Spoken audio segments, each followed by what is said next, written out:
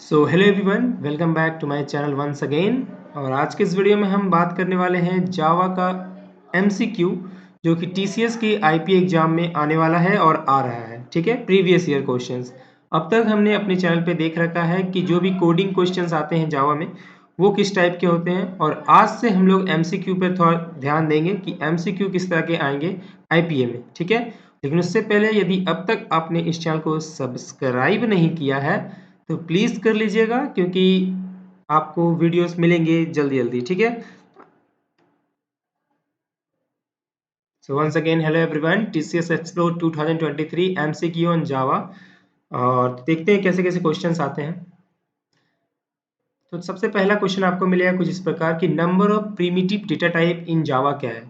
तो जावा में जो है number of primitive data type कितना होता है, 8 होता है। ठीक है, int, floor, cat, string, number, boolean, इस तरह के कुछ 8 कैरेक्टर्स होते, 8 प्रिमिटिव डेटा टाइप होते हैं जावा में।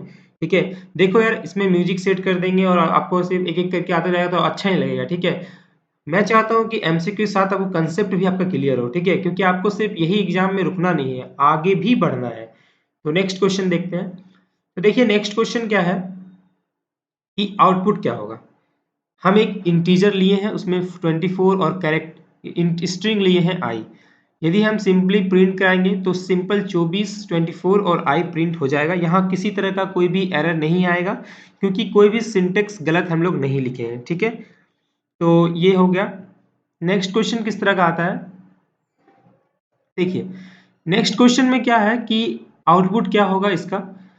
तो जब भी हम देखो सॉर्ट है, तो यहाँ पे x का वैल्यू तो सॉर्ट ही है ना, लेकिन जब हम सॉर्ट का 10 में यदि हम 5 से मल्टीप्लाई करते हैं तो वो फिर इंटीजर वैल्यू बन जाता है, क्योंकि वो 50 हो जाएगा, राइट।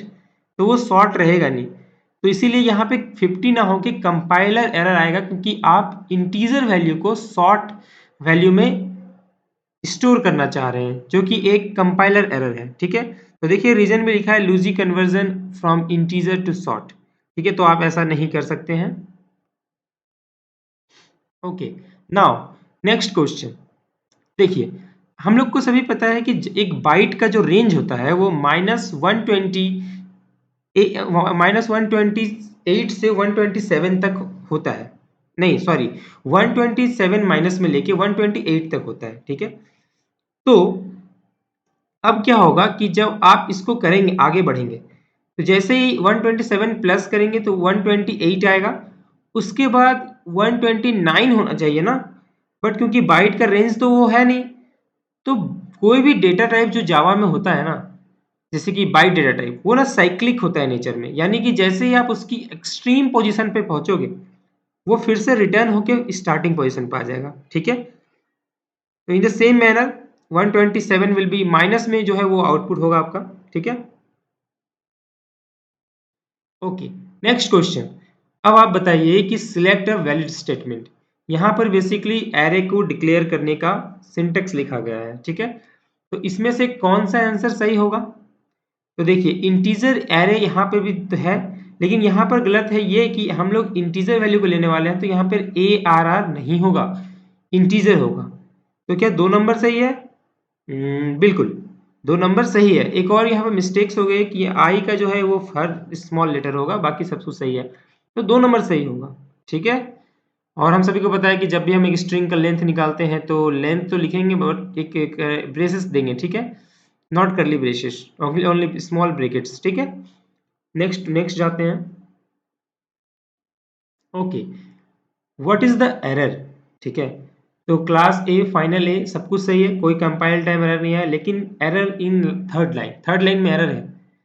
तो एक, दो, थर्ड, थर्ड नहीं, बेसिकली फाइनल ए में एरर है।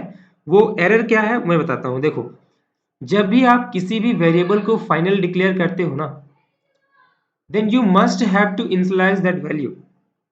ठीक है, उसमें कोई भी डिफ़ॉल्ट वैल्यू आप नहीं प्रिंट कर सकते हो, डिफ़ॉल्ट वैल्यू नहीं होगा। यदि आप किसी वेरिएबल को फाइनल डिक्लेयर कर देते हो, then you must have to initialize that value before using it. Okay, now predict the output. देखो बोल रहा है कि लेंथ क्या होगा। ठीक है, स्ट्रिंग का लेंथ निकालना है, हम सभी को पता है फंक्शन, तो लेंथ क्या होगा 1, 2 3 4 5 6 7 8 9 10 और इस तरह का 28 लेंथ होगा। हम लोग स्पेसेस को भी एक लेंथ में काउंट करेंगे और हमारा स्ट्रिंग क्या है?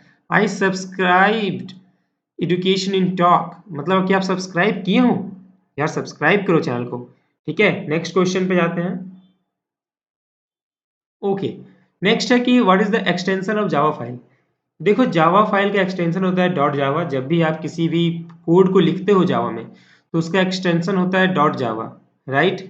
But one thing that I want to say to you that कि आप जब एक फाइल लिखते हो तो वो तो डॉट जावा होता है, बट जब आप उस फाइल को कंपाइल कर देते हो तो फिर वो फाइल कन्वर्ट होके बन जाता है डॉट क्लास फाइल। ठीक है, तो ये दोनों का मतलब समझ में आया। डॉट जावा जब आप किसी फाइल में कोड लिखते हो, और डॉट क्लास जब आप उस फाइल को कंपाइल करते हो। ओके, नाउ हम एक यहाँ पे कोड देख रहे हैं, पब्लिक स्टैटिक वॉइड मेन, सब कुछ सही है, तो हमें आउटपुट बताना है। तो हम लोग को पता होना चाहिए कि जब भी हम लोग प्री इंक्रीमेंट करते हैं किसी भी वैल्यू पे, तो सबसे पहले उस वैल्यू का इंक्रीमेंट होता है, उसके बाद आगे की ऑपरेशंस होती है। ठीक है, लेकिन यदि हम पोस्ट इंक्रीमेंट करते हैं, यानी कि यहाँ पे जी प्लस प्लस अगर होता, तो पहले मल्टीप्लाई होता, उसके बाद हम लोग इंक्रीमेंट होता। ठीक है, लेकिन क्योंकि यहाँ पर प्री इंक्रीमेंट है, तो जी का वैल्यू 3 होने के बावजूद भी पहले इंक्रीमेंट होगा, that will be become 4। Now it will be multiply with 8 and the output will be 8 into 4 32। Okay, if you have any doubt still, you can comment on in the comment section. Okay, now part 1 has been ended, so subscribe the channel and the wait for part 2. Okay, thank you.